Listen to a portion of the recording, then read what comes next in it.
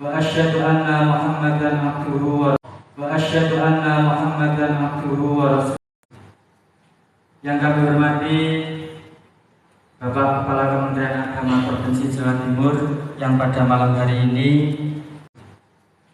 Yang kami hormati Bapak Kepala Kementerian Agama Provinsi Jawa Timur yang pada malam hari ini diwakili oleh Sekretaris Yayasan Nurul Falah Ustadz Haji Mim Saiful Hadi MPD. Yang kami hormati Ustadz Haji Muhammad Arif SAD selaku Bendahara Yayasan Nurul Falah Surabaya. Yang kami hormati Ustadz Abdurrahim Hasan MPD selaku Sekretaris Pesantren Al-Quran Nurul Falah Surabaya. Yang kami hormati Ustadz Dr. Andes Haji Subianto selaku staf ahli Pesantren Al-Quran Nurul Falah Surabaya.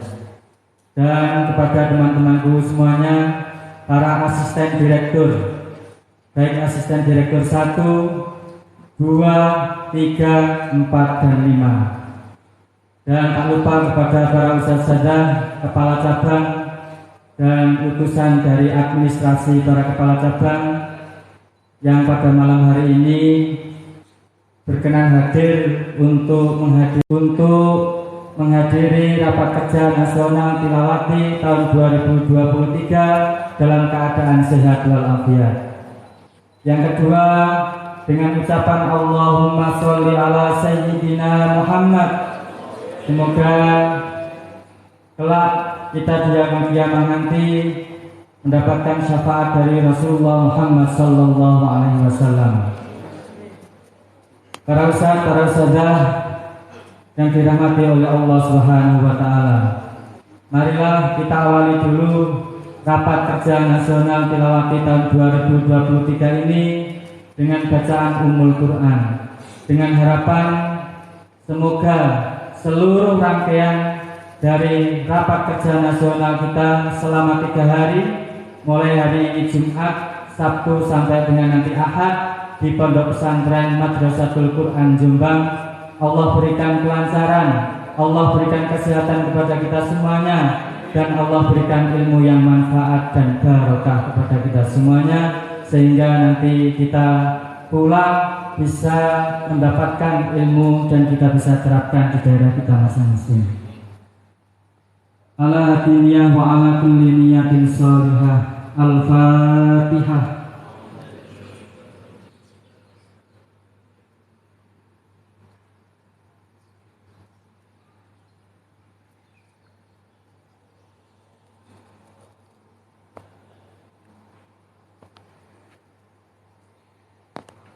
Terima kasih.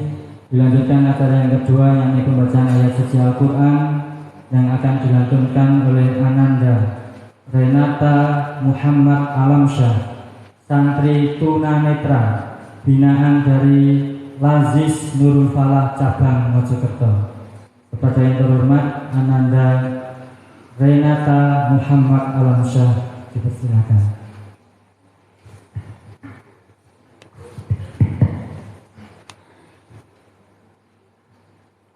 Bismillahirrahmanirrahim. Assalamualaikum warahmatullahi wabarakatuh.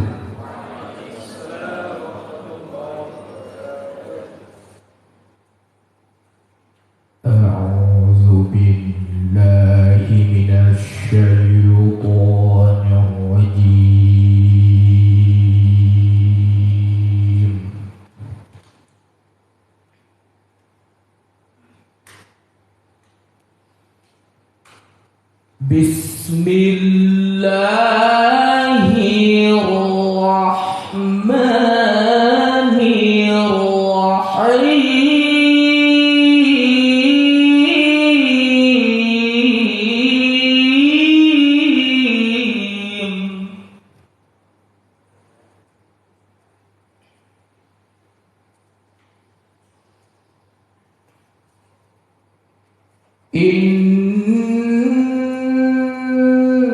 Innamal mu'minuna innamal mu'minuna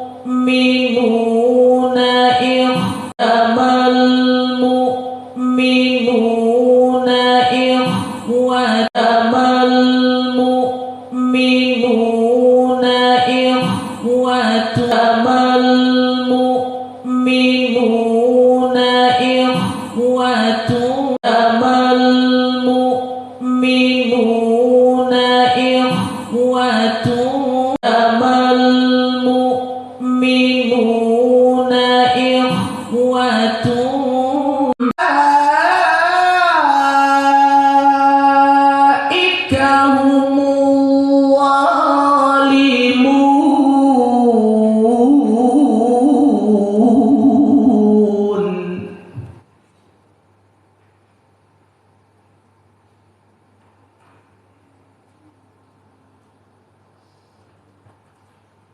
وَمَنْ لَمْ يَتُبْ فَأُولَئِكَ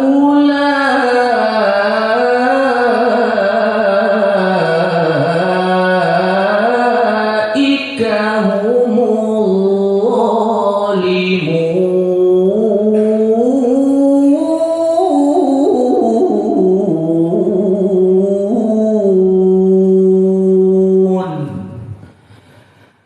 صدق الله العلي العظيم.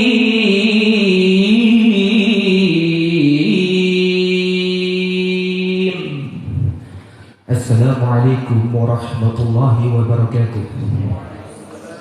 Waalaikumsalam warahmatullahi wabarakatuh.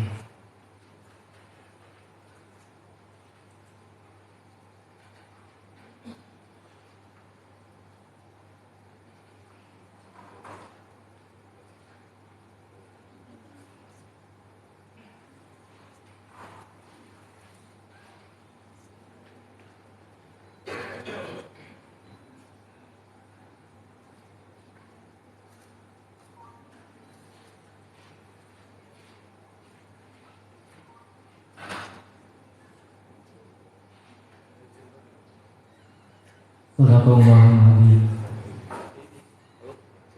Terima kasih kami sampaikan kepada Anda Renata Muhammad Alamsyah, santri tunanetra binaan Lazis Nurul Falah Mojokerto.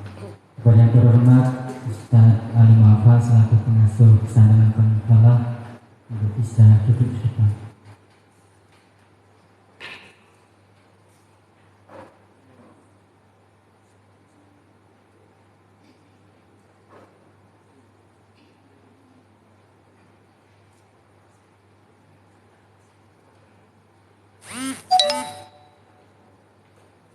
Acara selanjutnya yakni menyanyikan lagu Indonesia Raya dan Mars Tilawati. Kepada seluruh hadirin dimohon untuk berdiri. Kepada yang terhormat Ustazah Adi Mutayana untuk memimpin dirjen menyanyikan lagu Indonesia Raya dan Mars Tilawati.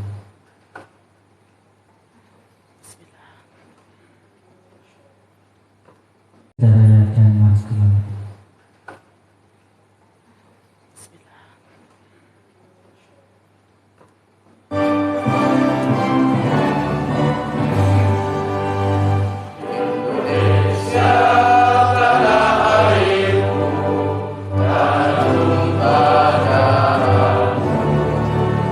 Isa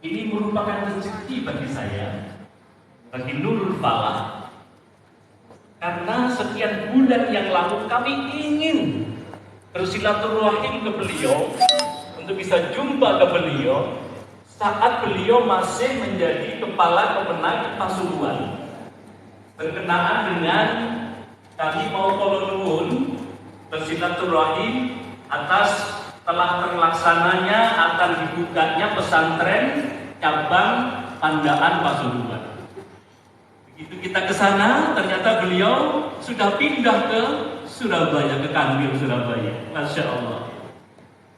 Dari Kanwil berkali-kali kami janjian belum bisa ketemu, dan alhamdulillah rencananya nanti tanggal 8 kita mau silaturahim.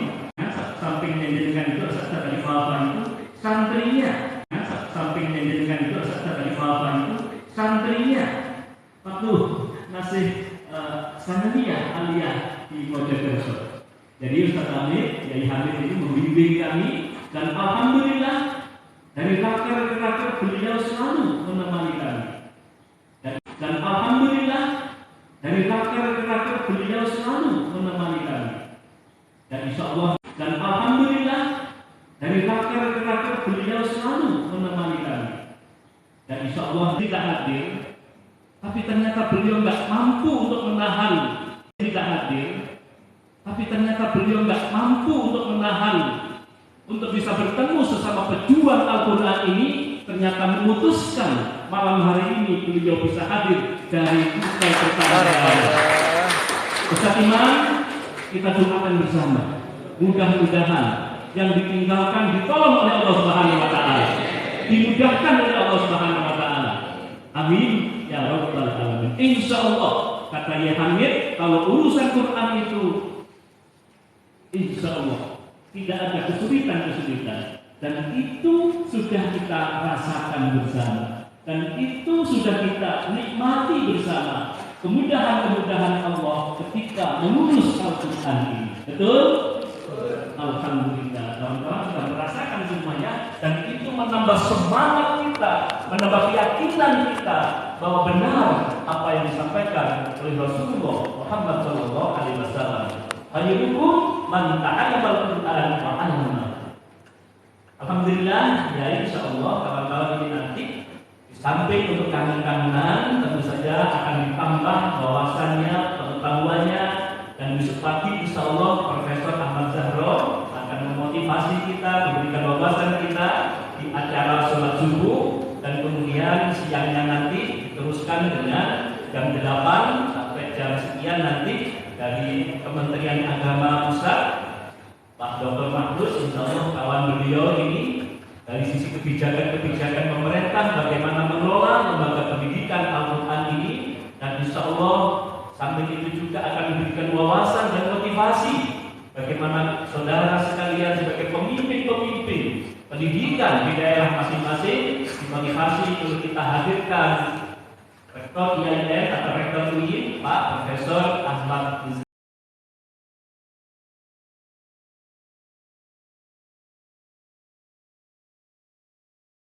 bersama-sama memberikan arahan kepada kita sekalian. Kemudian dilanjutkan Pak Yai Hamid, besok kita lanjutkan ke silaturahim ke pesantren, pesantren Madrasatul Quran, melihat secara langsung bagaimana pembelajaran Al-Quran secara manajerialnya, kemudian juga secara spiritualnya. Karena insya Allah ini kawan-kawan ini para kepala cabang, alhamdulillah di masyarakat telah mendapatkan kepercayaan para alumni mewakafkan tanahnya, gedungnya, yang kemudian dari situ kawan-kawan tumbuh mendirikan pesantren-pesantren. Maka itu agar supaya lebih dekat mengetahui bagaimana memanage pesantren yang tidak hanya dari sisi manajerial saja, tapi juga secara spiritual, maka besok kita akan ajak ke MD Madrasatul Quran yang sudah sangat populer, bermanfaat di tengah masyarakat kita, dan sudah teruji di negeri kita ini. Besok kita akan ajak ke sana, kalau minat di sana. bersama-sama ke Pacet, menginap di sana, sujud bersama-sama dengan beliau yang sampai sekarang sangat dikenal karena sujud yang pertama di dunia katanya dengan Kiai Asep. Jadi kawan-kawan ini setelah sujud bangun, kok belum sujud lagi ya? Saking lamanya bersama Kiai Asep. Luar biasa, itu membawa spirit yang luar biasa pada kawan-kawan untuk membuktikan bahwa barang siapa menolong ajaran Allah, Allah akan menolongnya. Saya kira demikian sekalian, tentu kami mengucapkan terima kasih dan mohon maaf yang sedalam-dalamnya, dan terima kasih kepada Pak Kakanwil dan ini memberikan semangat bagi kami. Oh iya, jadi kami teringat belasan tahun silam, tepatnya tahun 2004, Pak Anam, ketika kami mengawali mengenalkan tilawati di tengah-tengah masyarakat. Saat itu belum ada yang kenal tilawati, metode pembelajaran Al-Quran, dan bahkan masyarakat bertanya-tanya, siapa ini? Siapa ini? Bertanya-tanya di masyarakat. Lalu kemudian alhamdulillah kami karena memang dibimbing oleh Pak Roziki selaku Kepala Kementerian Agama waktu itu, kami sejak muda dengan beliau, dibimbing oleh beliau, kemudian kita mohonkan beliau untuk memberikan sambutan di buku kami, di metodologi tadi itu, metode tilawati, tanda tangan beliau selaku Kepala Kementerian Agama Provinsi Jawa Timur. Maka alhamdulillah dengan kata pengantar itu yang sampai sekarang masih ada di buku kita itu, ternyata dengan tanda tangan beliau yang orang tidak kenal, yang orang meragukan, alhamdulillah dengan tanda tangan Kementerian Agama, berarti lembaga ini sah dalam aturan tata negara. Dengan begitu alhamdulillah terus berkembang, bukan hanya di Jawa Timur, dan alhamdulillah sekarang sudah berkembang di berbagai provinsi di Indonesia, dan mudah-mudahan juga di beberapa negara tetangga, Malaysia, Singapura, dan Hongkong mungkin ya, Hongkong, Australia, walaupun tidak hadir pada malam ini. Mereka sudah mengenal dan ada cabang-cabang kami yang di sana. Untuk itu Pak Kakang ini mohon arahan bimbingan dan tentu saja bermitra, bekerja sama, termasuk juga rencana kami untuk membuka pesantren Al-Quran cabang Nurul Falah Dua Pandaan. Mudah-mudahan telah diberikan kemudahan-kemudahan baik secara aturan negara dan dari sisi kultur masyarakat. Terima kasih kawan-kawan sekalian, bersyukur sekali lagi. Kami mohon maaf apabila ada hal-hal yang berkenan di hati saudara sekalian. Assalamualaikum warahmatullahi wabarakatuh. Waalaikumsalam warahmatullahi wabarakatuh.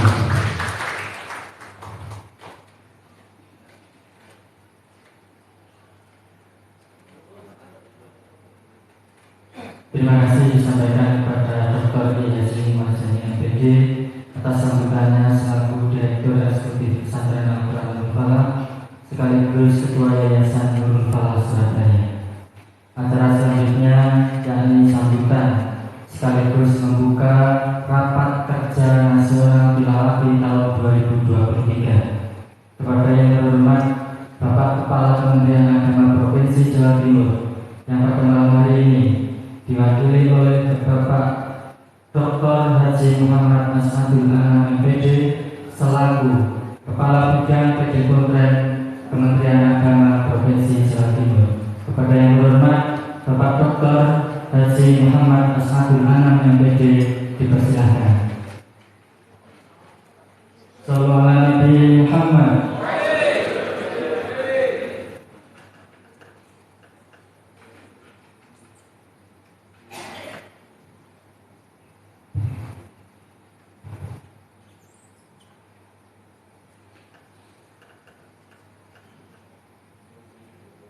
Assalamualaikum warahmatullahi wabarakatuh.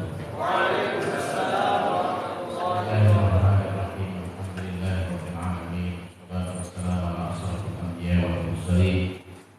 Sayyidina Maulana Muhammadin wa ala alihi wa ashabihi ajma'in. Khairukum man ta'allama al-Qur'an wa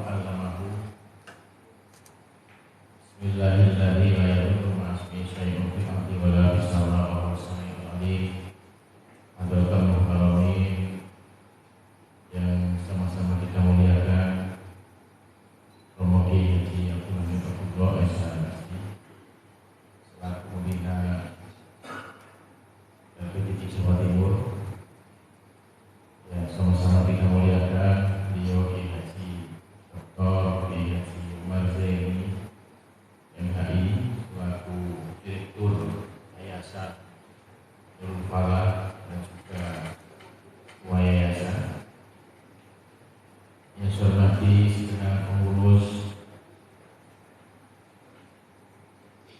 Yayasan Nurul Falah, baik jajaran direktur dan seluruhnya yang hadir. Yang saya hormati segenap pemimpin dari Tilawati.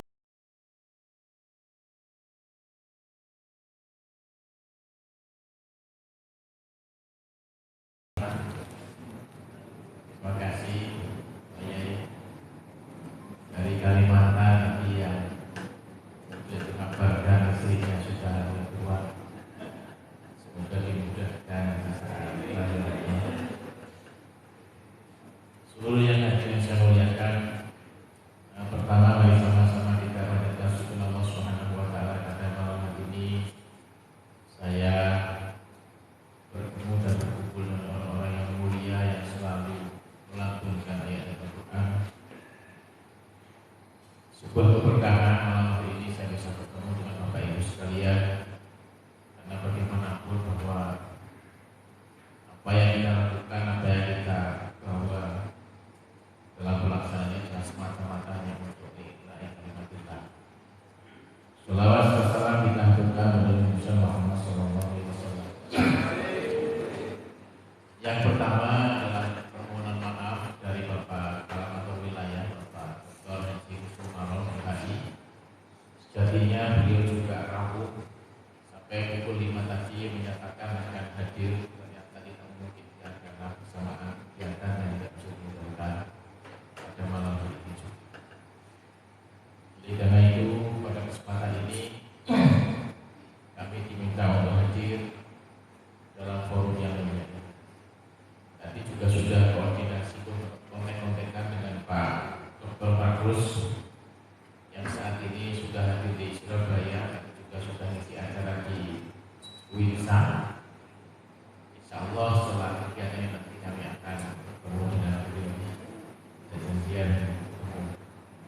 Jadi kalau dari beliaunya itu sudah tidak kenal waktu, mau ketemu jam 12 malam ya kejadian.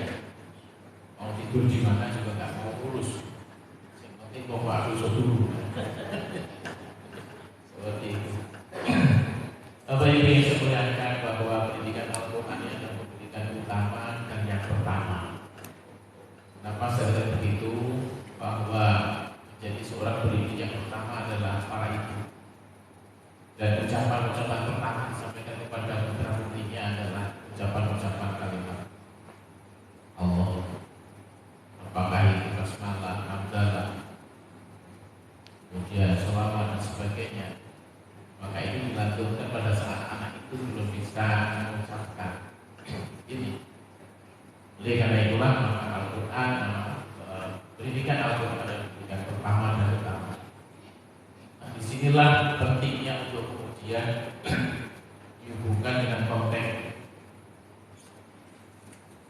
membangun sebuah rumah tangga, maka dibutuhkan seorang istri yang juga pintar dan pandai membaca Al-Quran. Sehingga kalimat pertama yang disampaikan kepada putra putrinya dan kalimat-kalimat thayyibah itu menjadi dasar untuk pengajaran dalam Al-Quran. Kondisi baik tidak hanya pada konteks bagaimana saat ini bahwa masyarakat kita mengalami sebuah kesadaran secara kolektif bahwa pelajaran atau pendidikan agama saat ini menjadi sebuah kecenderungan tersendiri. Ini ditunjukkan bahwa lembaga-lembaga non-muslim itu dipenuhi dengan para pelajar putra putrinya orang Islam. Tapi dengan kesadaran baru ini bukan hanya berkurang yang di lembaga-lembaga muslim itu, bahkan tutup. Di Malang itu ada namanya bisa, ada yang dari Malang di sini, Magelang, Kecamatan Magelang, Desa Suwaru. Itu lembaga pendidikan itu. Kenapa? Karena nggak ada siswanya. Di Sumber Pucung ada Don Bosco, tutup juga karena nggak ada santrinya, nggak ada siswanya.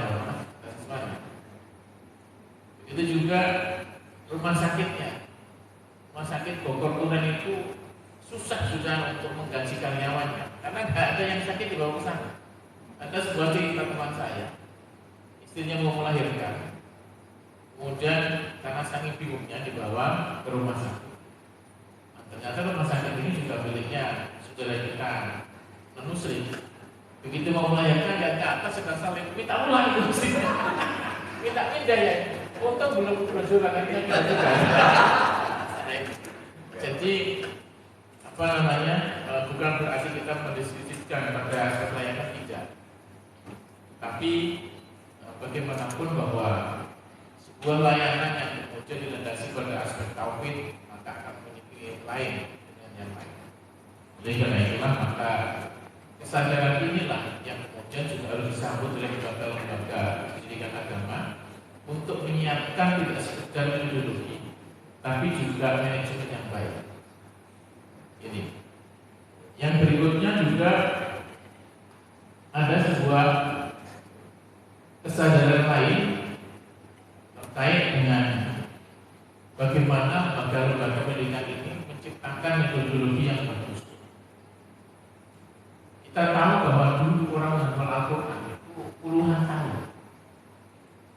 Saya bukan cerita, saya tahu sendiri. Ada seorang hafid Quran yang kemudian secara ekonomi tidak diuntungkan.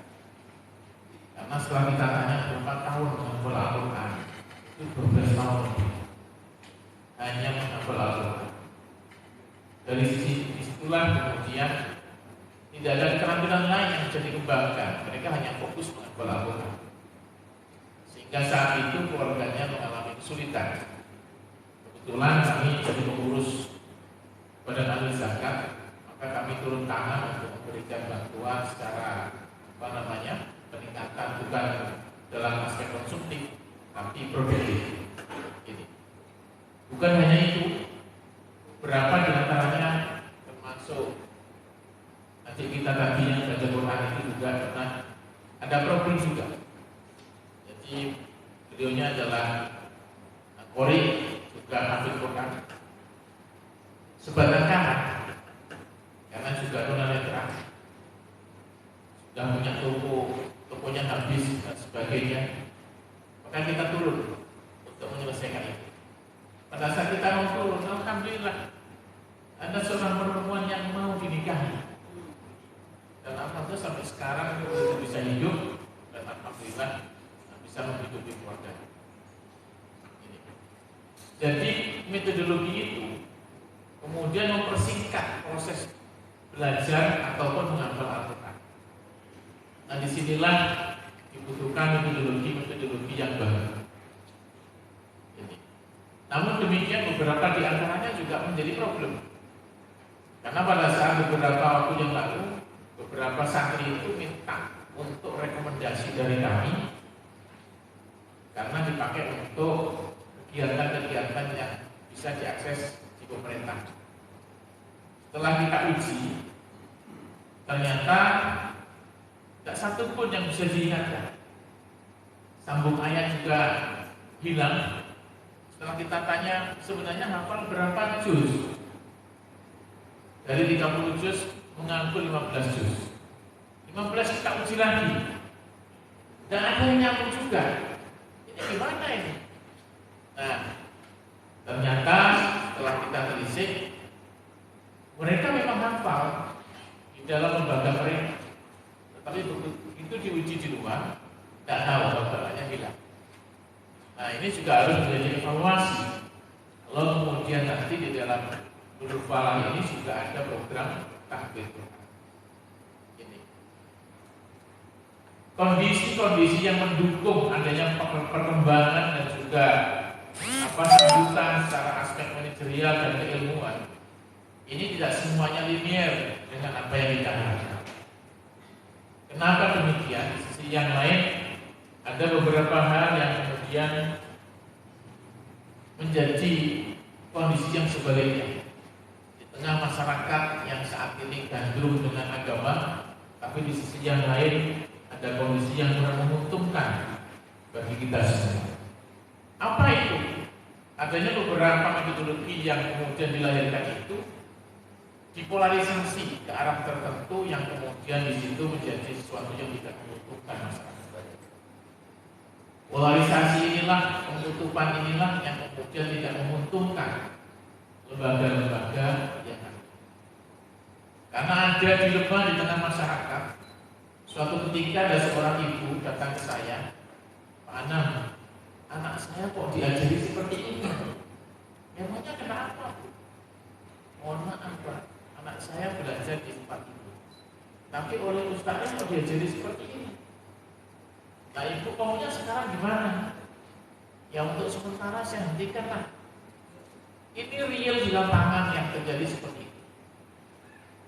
Oleh karena itu polarisasi yang kemudian dilakukan oleh metodologi atau dijalankan oleh metodologi tertentu di sini, mohon untuk kemudian tilawati bisa memberikan warna bahwa konteks untuk mempolarisasi di sini berdampak tidak baik terhadap anak dan juga pandangan orang.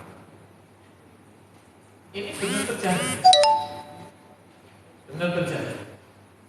dan rata-rata itu berada pada perumahan-perumahan baru yang tuannya secara keguruan keilmuan agama belum ada.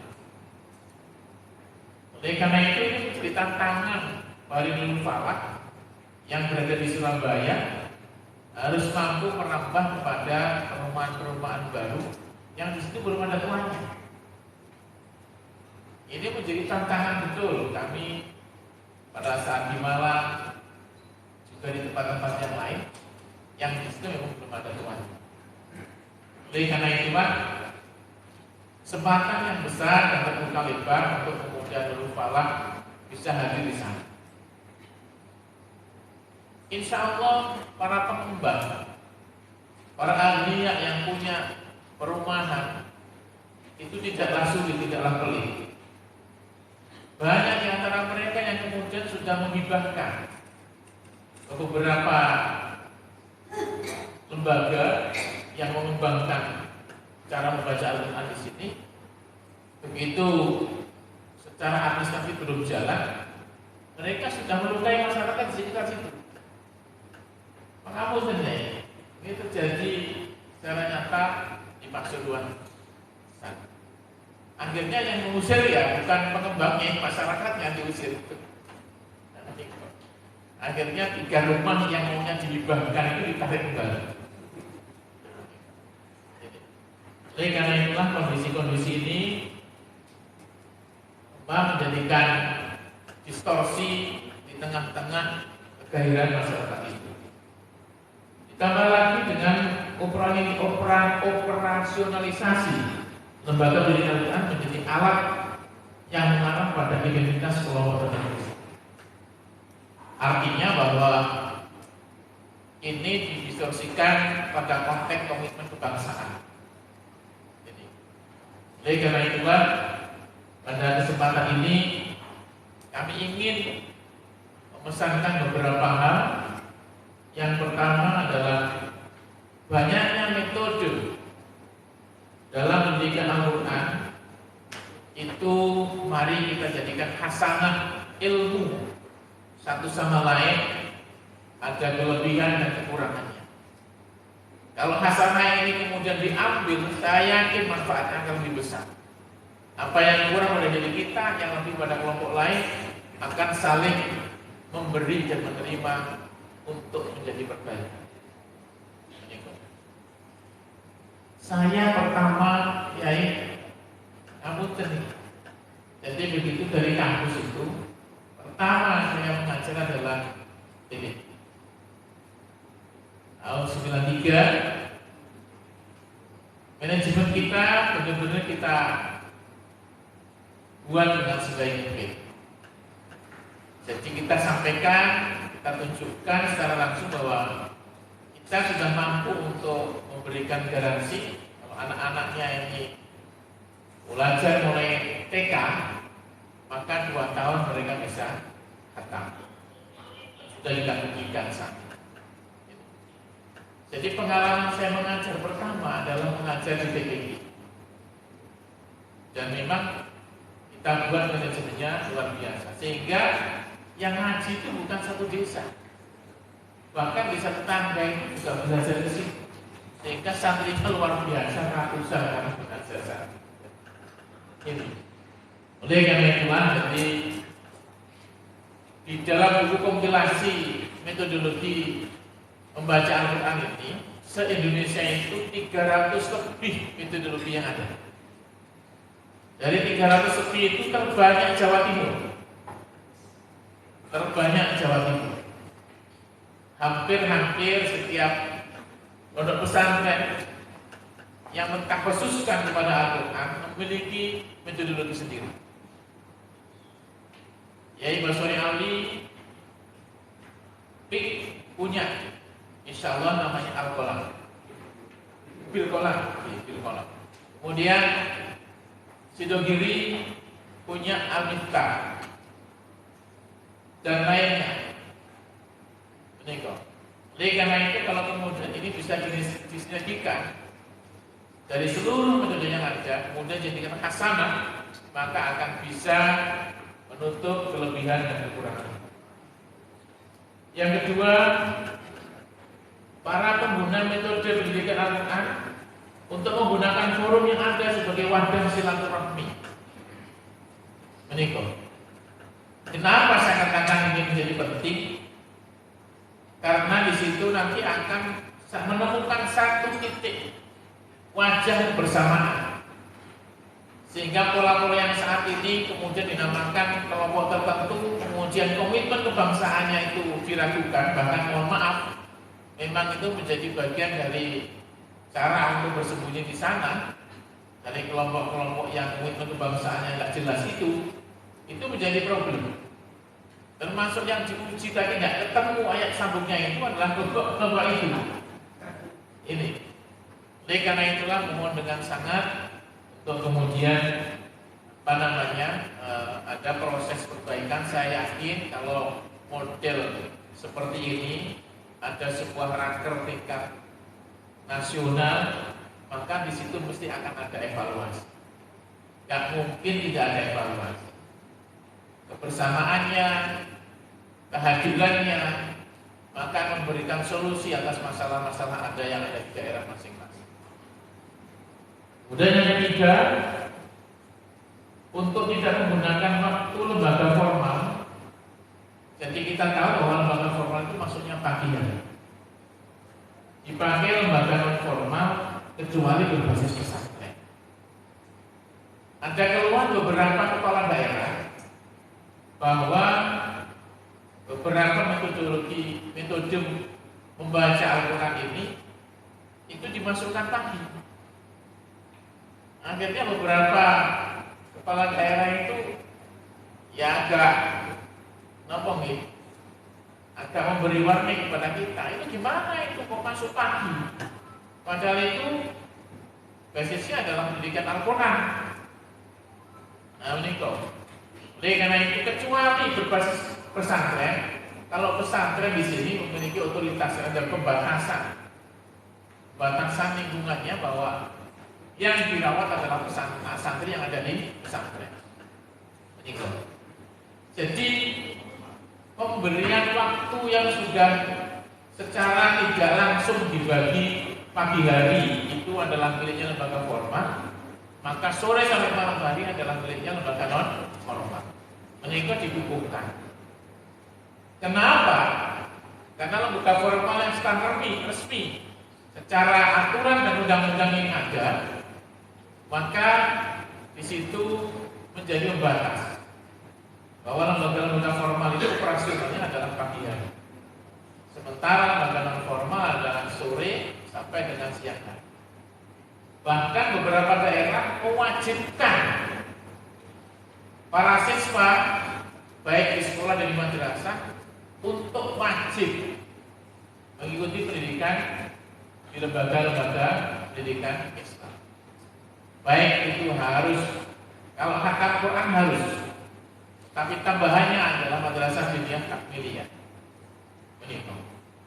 Dan saat ini pengapunten hampir setiap bulan kami diajak untuk membahas sinkronisasi fasilitasi pendidikan Al-Quran. Kemarin dari Sulawesi Tenggara, kemudian sebelumnya dari Jawa Tengah, yang minta diasistensi di Jawa Timur diberikan kepada pemerintah Provinsi Jawa Timur untuk disinkronisasi di sini. Kemudian kita bahas, kita bandingkan, kita beri masukan, ulang didiskusikan lagi di sana. Ini hampir setiap bulan ada, bahkan tidak sebulan, setiap 2 minggu aja. Ini kok. Artinya bahwa kegairahan ini tidak sekedar berada di masyarakat, tetapi pemerintah pun juga memberikan peluang bagaimana pendidikan non formal ini bisa mendapatkan pengaturan dan juga bisa mendapatkan perhatian dari pemerintah daerah. Yang terakhir, lembaga pendidikan Al-Quran menjadi benteng terhadap moderasi beragama. Jadi menikah sudah sejak dulu. Kalau dulu belajar kita ini kan metode Al-Baghdadi, itu yang paling awal. Tidak hanya belajar Quran sak turuni di situ. Masa menikah kan sudah betul-betul seperti itu. Dikalahkan dengan model pendidikan yang saat ini mengharuskan anak didik juga belajar di rumah, sehingga tidak ada lagi pendidikan kultur yang kemudian melekat di sana. Kalau dulu ada anak laki-laki itu di rumah, ya nggak punya teman, udah. Kalau ini punya teman ya ngaji di musola, ya dengan kenakalannya seperti itu. Nah kalau sekarang ini diterapkan, ya mungkin banyak sekali kejadian-kejadian yang kemudian menjadi kasus yang saat ini sering muncul di pesantren itu. Padahal itu harus benar-benar dikaji secara real. Jadi problem-problem di pesantren ini kalau murni itu terkait dengan santri, insya Allah nggak sampai ke sana. Tapi rata-rata mereka yang bermasalah ini adalah sangat keilmuannya nggak jelas. Salah satunya menikah. Mohon maaf, yang terjadi di Jombang itu menyatakan bahwa mereka punya sangat keilmuan dari pondok ini. Pondok yang ditunjuk langsung membuat surat resmi bahwa kami tidak pernah mengajar dia ini. Ya karena memang nggak pernah berguru ke sana. Akhirnya bermasalah di situ. Kami terjun langsung, melihat di lapangan dan sebagainya. Ya memang tidak bisa dikukuhkan sebagai sebuah pondok yang mengkaji kitab, tidak bisa. Di sana hanya mengajarkan tentang bagaimana membaca Al-Quran. Nah ini. Cuma yang tadi sangat keilmuannya. Kemudian tidak hanya di situ. Yang terjadi di ya termasuk yang sekarang sedang proses itu juga. Oleh karena itulah mohon dengan sangat untuk pendidikan Al-Quran ini bisa menjadi benteng moderasi beragama. Moderasi beragama bukan berarti kehilangan substansi beribadah bodoh. Tidak. Justru moderasi beragama di sini adalah aktualisasi, implementasi pelaksanaan beragama yang sebenarnya. Kenapa? Karena agama itu prinsipnya adalah moderat, menghargai eksistensi kemanusiaan. Bahwa agama prinsip utamanya adalah mengangkat harkat martabat kemanusiaan. Kalau ada agama pelaksananya justru menghabisi nyawa seseorang, maka dia tidak moderat. Yang dimoderasi itu bukan agama, tapi konteks beragama. Artinya konteks beragama dalam kehidupan kita, dalam bertetangga, kemudian berinteraksi dengan masyarakat dan sebagainya. Ini perlu kami sampaikan karena saat ini ada indikasi menguatnya politik identitas. Dan itu menjadi bencana beberapa negara baik di Afrika maupun di Timur Tengah. Ini Somalia itu negara yang mayoritas penduduknya adalah 99% Muslim. Sama fahamnya, sama etikodiahnya, tetapi mereka di antara satu dengan yang lain saling bunuh. Kenapa? Ya karena itu tadi, mereka mengembangkan politik identitas.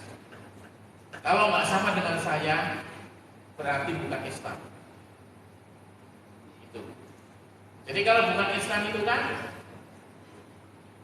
nopo takfiri, sering mengkafirkan saudaranya sendiri. Afghanistan itu hanya 2 suku, Pashtun dan suku apa satunya itu. Dan cenderung sama juga alirannya di sana. Tapi kenapa sampai sekarang nggak pernah rukun? Ya karena memang dia menganggap bahwa moderasi beragama itu nggak penting. Yang penting dirinya sendiri.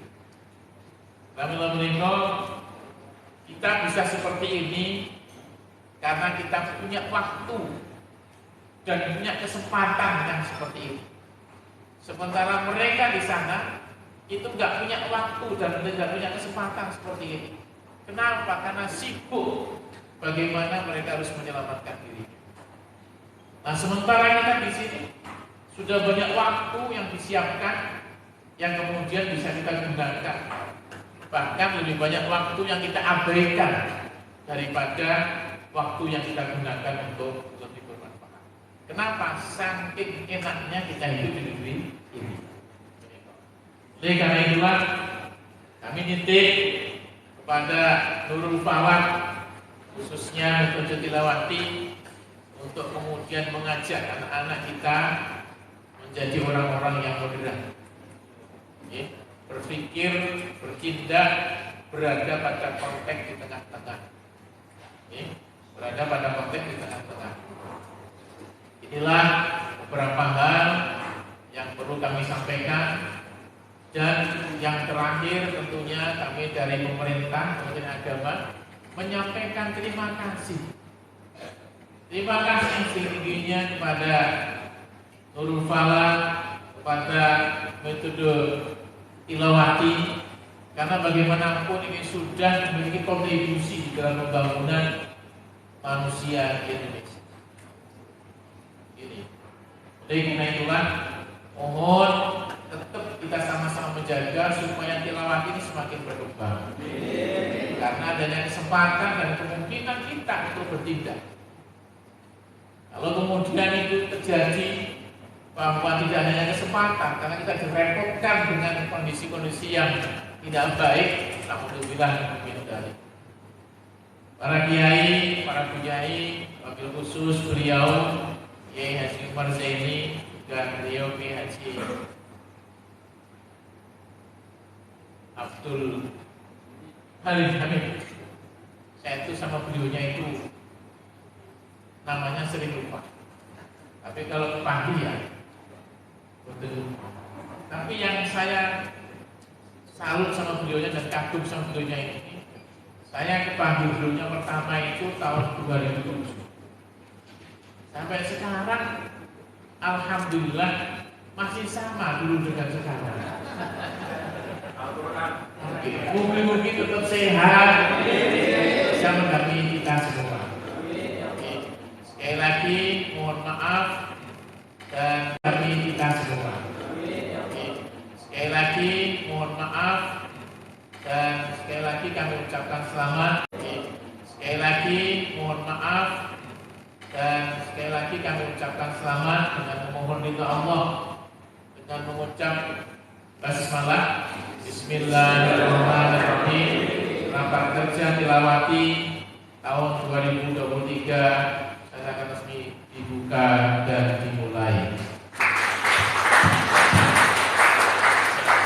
Matur suwun sanget dan mohon maaf sekali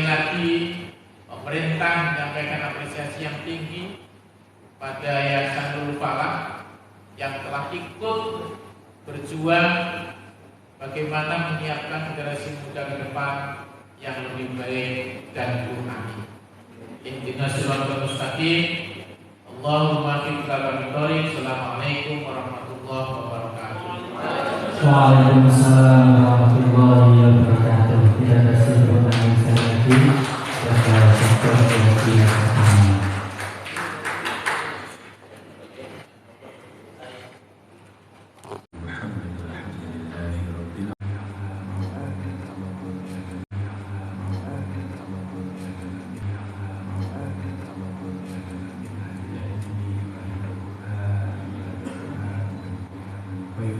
لا تجعل عليهم من وإنك على كل شيء قدير. اللهم ارحمنا بما واجعلنا أولادنا وذريتنا من العلم والقرآن برحمتك يا أرحم الراحمين. اللهم اجعل شفاءنا في الدنيا قليلا وفي القبر مونسا وفي القيامة شفيعا والصراط نورا والجنة رفيقا ومن النار سترا وحجابا